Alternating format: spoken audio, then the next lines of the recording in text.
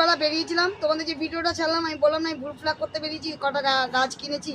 তখন আমি 2টো প্যাকেটে ভাত নিয়েছিলাম, সাধু আর সাধুর বাচ্চা। তখন তোমাদের ভিডিওটা দিতে পারি, ওরা ছিল না, কিন্তু আমি ওদের জায়গায় রেখে দিয়ে গিয়েছিলাম। এখন অবশ্য আবার দেবো।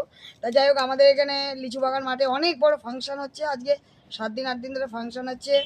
আজকে অন্ন মালিক এসেছিল, তা আমি গিয়েছি। দেখো ওখানে ভিডিও করা মানে প্রচুর প্রচুর ভিড়। হ্যাঁ, একটুখানি দেখলাম দূর থেকে অন্য মল্লিকে, কি বোঝে যে বম্বে থেকে অনেক বড় বড় আর্টিস্ট এনেছে।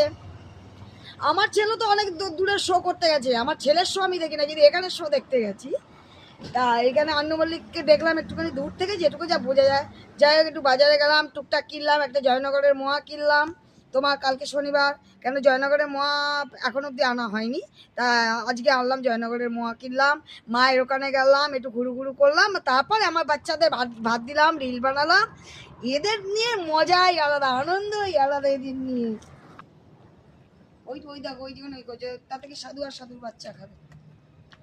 পুরে যখনই বেরাই না কেন আমি সাধু আর সাধুর বাচ্চার জন্য ভাত নিয়ে আসি, কেননা এই রাস্তা দিয়ে আসি।